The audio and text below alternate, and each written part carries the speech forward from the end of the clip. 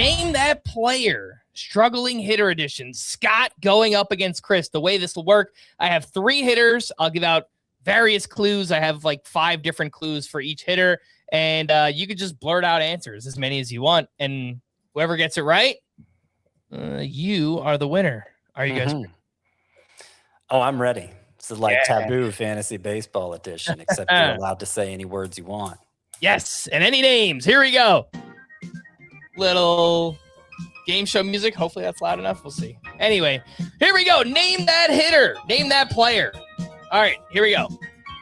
First one. Last year, I was the 8th best hitter in fantasy. This year, I am currently the 366th hitter in fantasy. Oh, Geraldo Perdomo. Are we just saying the name? Yeah, you can just say names. It's not Perdomo. Oh. My ex-WOBA is down from 404 to 300. Still sounds like Perdomo. I can't get that name out of my head now. Man. I keep going. I know it's not Kyle Raleigh. Gunnar Henderson? No. It's not Gunnar Henderson. No. In 2024, my OPS was below 700. Last year, it was over 900. This year, it's down below 700 again. Geraldo Perdomo. Great guess. This hitter is older than me. I am 34 years old. So an old guy. George Springer. George Springer is correct. So let's talk about George Springer, who has had a very rough go. And the real answer might just be that he's not fully healthy yet. He hasn't played enough games yet because he did miss 17 days with a fractured left big toe back in April.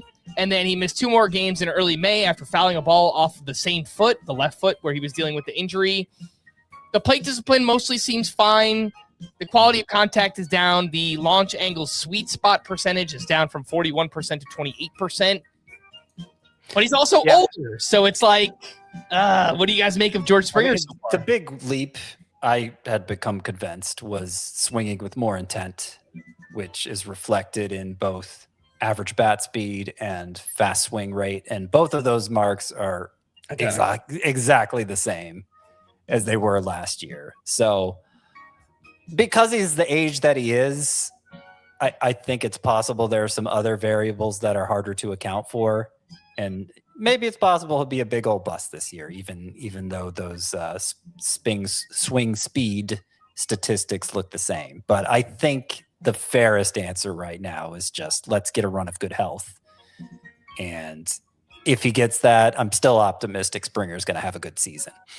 So would you be confidently looking to buy low on George Springer right now? I don't know if confident would be the right word, but I do think he's a buy low, yeah. Okay. Let's talk about the next one. Last year, I was the 35th best hitter in fantasy. This year, 217th so far. Geraldo Perdomo. I should have just... third. Is Geraldo Perdomo an answer to one of these questions? He is not, but he is a struggling hitter, so I guess he could have been. Yeah. Despite making $42 million this season... Nope, no, not Kyle Tucker. I'm batting 222. No, Kyle Tucker's making like $62 million this year. And a 559 OPS. It's not Manny Machado. No. His contract doesn't get crazy for another year, I think. Gosh, there are 42 million. Who's making 42? Okay, what were those last statistics again? Bo Bichette. Bo Bichette is correct. Yeah. Chris is better at this game than I am. Yes, so he's making $42 million this year. He's hitting 222 with 2 homers and a 559 OPS. I'm the 9th biggest underachiever in WOBA minus ex-WOBA. Mm-hmm.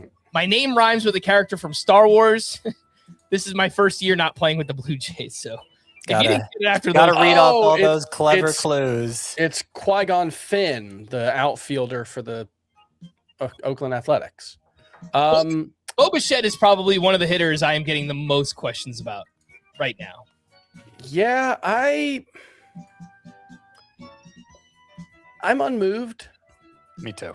I generally think he's fine. I think it's just a mixture of more than a little bad luck And then he's just also not like he's not playing well right now. You know, he has the ex-WOBA. He's one of the biggest underperformers in baseball. Yep. 319 would still be a big step back from last year. He's not hitting the ball with the same authority that he did last year. Or at least he's not. The weird thing is the average exit velocity is fine. It's mostly just the angles he's hitting the ball at. And so I kind of just think he's not quite locked in yet, and he will get locked in at some point. But he's not. That's how I feel. He's striking out a little bit more, but 2.6 percentage points is not particularly concerning. The whiff rate is still elite. I'm pretty unconcerned about Bo Bichette.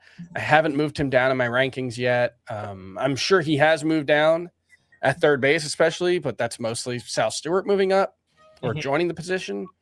I'm not too concerned about Bo Bichette. I have thought the past couple of weeks about moving Kevin McGonigal ahead of him, but I haven't done it yet. Yeah, I mean, like McGonigal's great, but all you're really getting from him right now is batting average. And look, you're getting nothing from Bo Bichette, so if you want to make that case, but it's not like the skill set looks so different. In a points league, McGonigal's been pretty awesome. He's walking a ton too. I mostly agree. Bichette's still hitting the ball hard. 283 XBA. The biggest thing is the ground ball rate is up and his pull rate is way down. He's hitting a lot of balls to the opposite field and he's putting the ball on the ground. Like those two things. He already is someone who is not conducive to hitting for power, and he's doing those things even more, the things that we don't want him to do. So hopefully the batted ball distribution gets a little bit more evened out as the season goes on, and we get some better days here because he still is hitting the ball hard, and he's a big underachiever. I would more confidently buy low on Bo Bichette right now than I would George Springer. So I was going to say the same thing. All right. Last name here. Let's see if Chris could go for the sweep. My OPS is down from 729 to 555. Why would we be talking about a guy who has 729 OPS? You guys were supposed to say Perdomo. Geraldo Perdomo. No, his was good last year. We already ruled it out. I am on pace for 20 homers, but last year I hit 30, and my career high is 48. Oh, gosh. That would be Vladimir Guerrero. Eugenio Suarez. No. It's neither of those guys. Career high is 48. My 46.5% chase percentage is the Salvador Perez. Yeah. It is Salvador Perez. Yeah. Scott's like, don't ever play this game again. My brain's not operating at peak form. I got yelled at by a bunch of Royals fans this weekend for saying what should be fairly controversial, that Salvador Perez is not a Hall of Famer. Do not at me. He might also just be he might be done making his case. It's too early to say that for sure, but everything looks really bad for Salvador Perez right now. And he is 36 years old and he's a catcher who has caught a ton of innings. And some guys age like a glider, and some guys age on a cliff, and some guys age like the road runner the other guy, the coyote, when he runs into a canyon wall after the road runner runs through it, and that might be what's happening with Salvador Perez. Look, it was always kind of walking that tightrope with as much as he chases pitches. And obviously he's up there in age as well. If you look at the underlying numbers, his quality of contact is down. The barrel rate is way down. The expected stats are terrible. His pull rate is down. His pulled air rate is down. So it could just be that this is kind of the beginning of the end here. In a 2-catcher league, would you guys try and buy low or just don't even get involved with the warning signs? I mean, it's always a question of how low. I would not buy Salvador Perez confident that he's going to bounce back to his normal self. But is he going to be better than this? I would buy that. So what's that worth to you? That's a hard question to answer. Yeah, I haven't moved him down yet in the rankings very much, but I probably need to. Yeah, I think Yeah. I think you'd rather have Adley Rutschman than him. I don't know how many of the other guys behind him you can move ahead confidently. Like Will Smith's got his own. I think I have Adley ahead, but Yeah. it's more about like the young guys who are still waiting for them to break through and Carter deliver Jensen's their been best. pretty bad himself. Slow down, yeah. Francisco Alvarez has been awful. Gabriel Moreno has done nothing. In a one catcher league, would you drop Salvador Perez or just whoever's performing? Yeah, that seems like a pretty easy call. So Ryan Jeffers, Dylan Dingler, guys like that, or it's too late to pick. I'm not gonna drop Salvador Perez behind them in the rankings. Yes, I agree. But if you want to drop him for them, I think that's okay. Yeah, because like just catcher in a one catcher league, catcher's just such a disposable position. Like you can, there are a handful at the top that are just untouchable in terms of playing the waiver wire. But if you want to go hot hand with the dozen or so others, I think that's fine.